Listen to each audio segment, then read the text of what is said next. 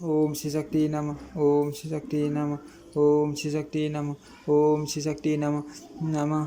जड़ भरत और सौनी नरेश का सवाल परमार्थ का निरूपण तथा टेबू का निडार को अद्वैत ज्ञान का उपदेश। सनंदन जी कहते हैं, नारद जी ब्राह्मण का परमार्थ युक्त वचन सुनकर सौवीर नरेश विनय से नम्र होकर कहा, राजा बोले, विप्र, आपने संपूर्ण जीवों में व्याप्त जिस विवेक विज्ञान का दर्शन कराए हैं वह प्रकृति से परे ब्रह्म का ही स्वरूप है। परंतु आपने जो यह कहा कि मैं पालकी नहीं ढोता और न मुझ पर पालकी का भार ही है, जिसने ये पालकी उठा रखी है वह शरीर मुझसे भिन्न है। जीवों की प्रवृत्ति गुणों की प्रेरणा से होती है और ये गुण कर्मों से प्रेरित होकर प्रकट होते हैं। इसमें मेरा कर्तव्य क्या है? परमार्थ के ज्ञाता दिव्यश्रेष्ठ, आपकी वह बात कान में पड़ते ही मेरा मन परमार्थ का जिज्ञासु होकर उसे प्राप्त करने के लिए व्यल हो उठा है। माँ बाग दिव्य, मैं पहले से ही महर्षि कपिल के पास जाकर यह पूछने के लिए उद्यत हुआ था कि इस जगत में श्रेय क्या है, यह मुझे बताइए। किंतु इसके बीच में ही आपने जो ये बातें कही हैं उन्हें सुनकर मेरा मन परमार्थ सर्वज्ञ के लिए आपकी ओर दौड़ रहा है। महर्षि कपिल जी सर्वभूत स्वरूप भगवान विष्णु के अंश और संसार के मोह का नाश करने के लिए इस पृथ्वी पर उनका आगमन हुआ है। ऐसा मुझे जान पड़ता है। वे ही भगवान कपिल मेरे हित की कामना से यहाँ आपके रूप में प्रत्यक्ष प्रकट हुए हैं, तभी तो आप ऐसा भाषण कर रहे हैं। अर्थ ब्राह्मण, मेरे मोह का नाश करने के लिए जो परम श्रेय हो वह मुझे बताइए, क्योंकि आप संपूर्ण विज्ञान में जल की तरंगों के समुद्र जान पड़ते हैं। ब्राह्मणों ने कहा, भूपाल, क्या आप श्रेय की बात पूछते हो या परमार्थ जानने के लिए प्रश्न करते हो? राजन, जो मनुष्य देवता की आराधना करके धन संपत्ति चाहता है, पुत्र तथा राज्य एवं स्वर्ग की अभिलाषा करता है, उसके लिए तो वे ही वस्तु श्रेय हैं। परंतु विवेकी पुरुष के लिए परमात्मा की प्राप्ति श्रेय है। स्वर्ग लोक रूप फल देने वाला जो यज्ञ आदि क्रम है वह भी श्रेय ही है, परंतु प्रधान श्रेय तो उसके फल की इच्छा न करने में ही है। भूपाल, योग युक्त तथा अन्य पुरुषों को भी सदा परमात्मा का चिंतन करना चाहिए, क्योंकि परमात्मा का संयोग रूप जो श्रेय है वही वास्तविक श्रेय है। इस प्रकार श्रेय तो अनेक हैं, सैकड़ों और हजारों प्रकार के हैं, किंतु वे सब पदार्थ नहीं हैं। परमार्थ मैं बतलाता हूँ, सुनो। यदि धन ही परमार्थ होता तो धर्म के लिए उसका त्याग क्यों किया जाता तथा भोगों की प्राप्ति के लिए उसका व्यय क्यों किया जाता?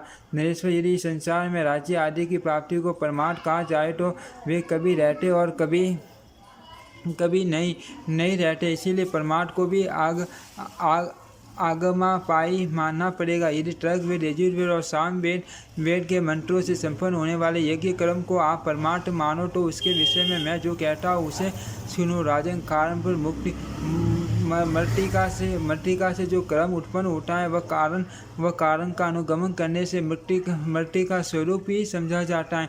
इस न्याय से संविदा, गर्त और कर्षा आदि विनाशशील द्रव्यों द्वारा जो क्रिया संपादित होती है वह भी अवश्य ही विनाशशील होगी। परंतु विद्वान पुरुष परमार्थ को अविनाशी मानते हैं। जो क्रिया नाशवान पदार्थों से संपन्न होती है वह और उसका फल दोनों निसंदेह नाशवान होते हैं। यदि निष्काम भाव से किया जाने वाला कर्म सर्वकारी फल न देने के कारण परमार्थ माना जाए तो मेरे विचार से वह परमार्थ भूत मोक्ष का साधन मात्र है, और साधन कभी परमार्थ को हो नहीं सकता, क्योंकि वह साध्य माना गया है। राजन, यदि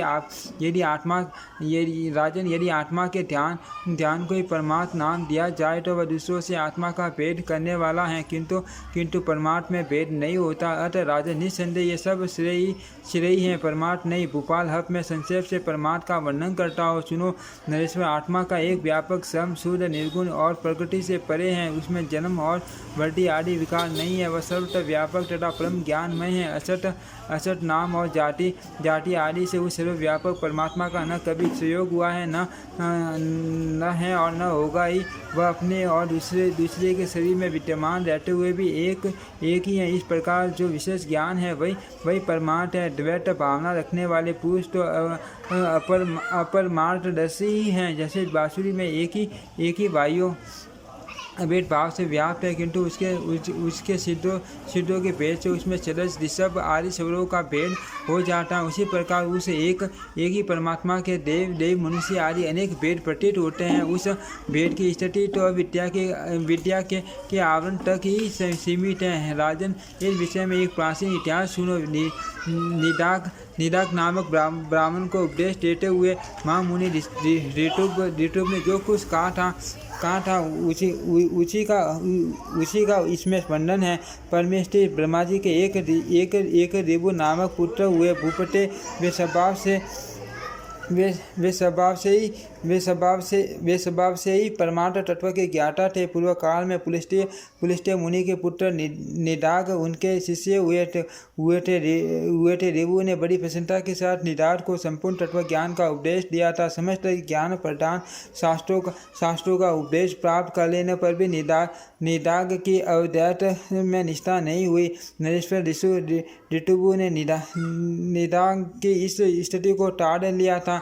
देवी का नदी के तट पर वीरनागर नामक एक अत्यंत समृद्धशाली और परम रमणीय नगर था। उसे महर्षि पुलस्त्य ने बसाया था। उसी नगर में पहले महर्षि ऋभु के शिष्य योग बेटा निदाग निवास करते थे। उनके वहां रहते हुए जब 1000 दिव्य वर्ष व्यतीत हो गए, तब महर्षि ऋभु ने अपने शिष्य निदाग को देखने के लिए उनके नगर में गए। निदाग बलि वैश्वदेव के अंत में द्वार पर बैठकर अतिथियों की प्रतीक्षा कर रहे थे।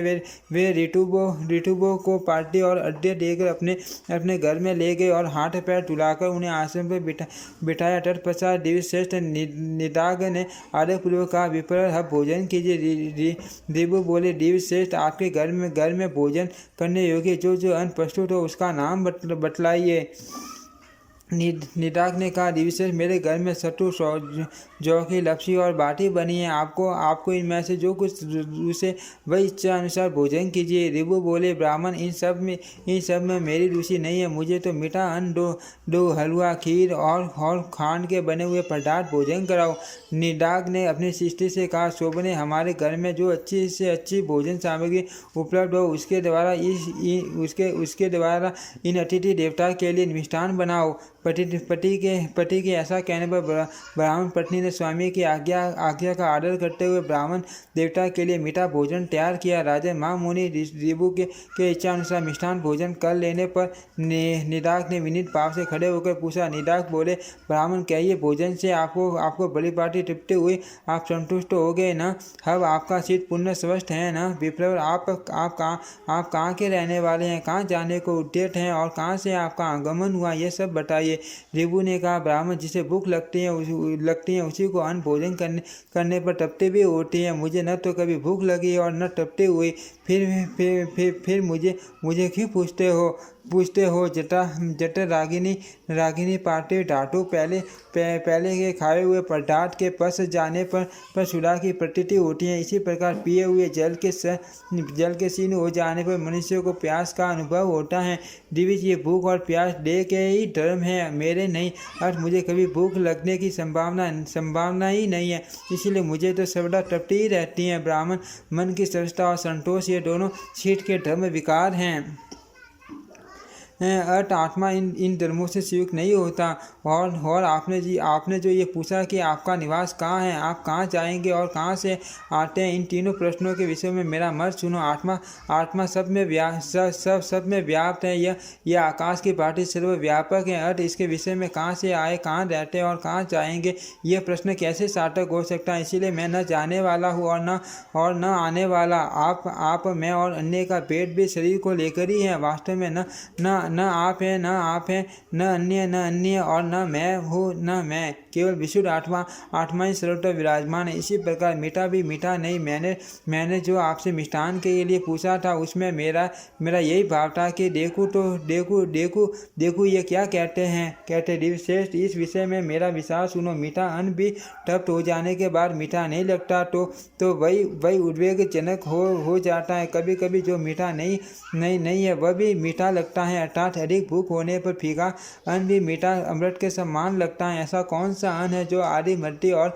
अंत तीनों काल में रुचिकरी हो? जैसे मिट्टी का घर मिट्टी से लिपने पर स्थिर होता है, उसी प्रकार ये पार्थिव शरीर पार्थिव परमाणु से पुष्ट होता है। जौ, गेहूँ, मूंग, घी, तेल, दूध, दही, गुड़ और फल आदि सभी भोज्य पदार्थ पार्थिव परमाणु ही होते हैं। इनमें से कौन स्वादिष्ट है और कौन नहीं, अर्थ ऐसा समझकर जो मीठे और बेमीठे का विचार करने वाला, उस मन को आप समदर्शी बनाना चाहिए, क्योंकि समता ही मोक्ष का उपाय है। राजन रिबू के ये प्रमाण युक्त वचन सुनकर महाभाग निदाग ने उन्हें प्रणाम करके कहा,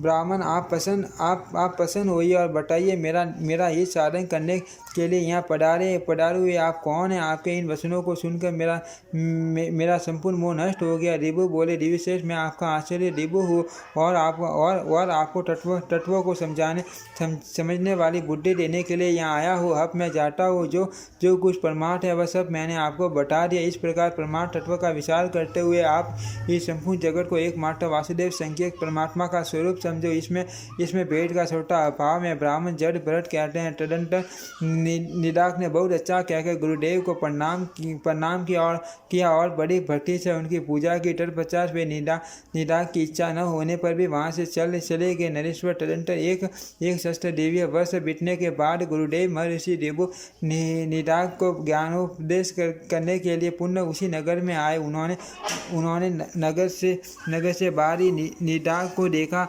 वहाँ का राजा बहुत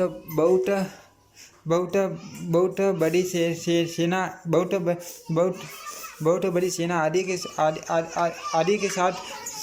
आदि के साथ धूमधाम से नगर में प्रवेश कर रहा था और निदाग मनुष्यों की भीड़ भाड़ से दूर हटकर खड़े थे। वे जंगल से संविदा और कुशा लेकर आए थे और भूख प्यास से उनका गला सूख रहा था। निदाग को देखकर रिबू उनके समीप गए और अभिवादन करके बोले, बाबा जी, आप यहाँ एकांत में कैसे खड़े हैं? निदाग बोले, विप्र, आज इस रमणीय नगर में यहाँ के राजा प्रवेश करना चाहते हैं और यहाँ मनुष्यों की ये बहुत बड़ी भीड़ इकट्ठी हो गई है, इसीलिए मैं यहाँ खड़ा हूँ। रिबू ने पूछा, दिव्यश्रेष्ठ, आप यहाँ की बातों को जानकर आप यहाँ की बातों के जानकर मालूम होते हैं। अतः बताइए, यहाँ राजा कौन है और दूसरे कौन हैं? निदाग बोले, ये जो पर्वत शिखर के समान ऊंचे और मठ वाले गजराज पर चढ़ा हुआ है, वही राजा हैं और दूसरे लोग उसके परिजन हैं। रिबू ने पूछा, महाभाग, मैंने हाथी तथा राजा को एक ही साथ देखा है। आपने विशेष रूप से इनका पटक चिन्ह नहीं बताया, इसीलिए मैं पहचान न सका। अर्थ आप इनकी विशेषता बताइए। मैं जानना चाहता हूँ कि इनमें कौन राजा है और कौन हाथी। निदाग बोले, ब्राह्मण, इनमें ये जो नीचे हैं वह हाथी हैं और इसके ऊपर हैं ये राजा बैठे हैं। इन दोनों में एक वाहन है और दूसरा सवाल भला वाक संपन्न को कौन नहीं जानता? रिबू ने पूछा, ब्राह्मण, जिस प्रकार मैं अच्छी तरह समझ सकूं उस तरह मुझे समझाइए। नीचे इस शब्द का क्या अभिप्राय है और ऊपर किसे कहते हैं? ब्राह्मण जड़ भरत कहते हैं। रिबू के ऐसा कहने पर निदाग सहसा उनके ऊपर सट गए और इस प्रकार बोले, सुनिए, आप मुझसे जो कुछ पूछ रहे हैं वह सब समझाकर कहता हूँ। इस समय मैं राजा की पार्टी ऊपर हूँ और श्रीमान गजराज की पार्टी नीचे हैं। ब्राह्मण देव, आपको भली पार्टी समझाने के लिए ही मैंने यह दृष्टांत दिखाया है। रिबू ने कहा, दिव्यश्रेष्ठ, यदि आप राजा के सम्मान है और मैं हाथी के सम्मान हूँ, तो यह बताइए कि आप कौन और मैं कौन हूँ?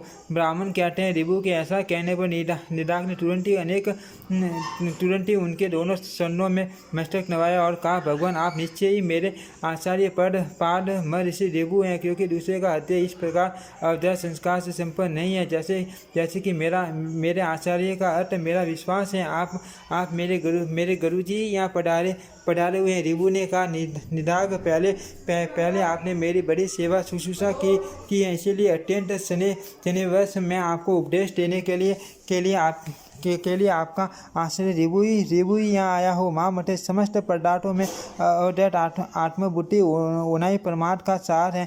मैंने आपको संक्षेप से उसका उपदेश कर दिया है। ब्राह्मण जलभरत कहते हैं विद्वान गुरु महर्षि ऋभु निदाघ से ऐसा कहकर चले गए। निदाघ भी उनके उपदेश से अद्वैत परायण हो गए और संपूर्ण प्राणियों को अपने से अभिन्न देखने लगे। ब्रह्म ऋषि निदाघ ने इस प्रकार ब्रह्म परायण होकर परम मोक्ष प्राप्त कर लिया। धर्मज्ञ नरेश इस प्रकार आप भी आत्मा को सब में व्याप्त जानते हुए अपने में तथा शत्रु और मित्र में सम्मान भाव रखो। चनन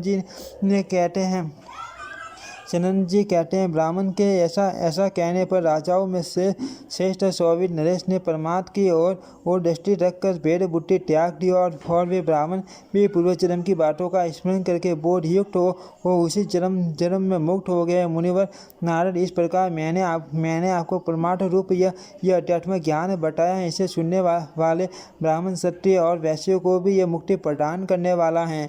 ओम श्री शक्ति नमः। ओम श्री शक्ति नमः। ओम श्री शक्ति नमः। ओम श्री शक्ति नमः।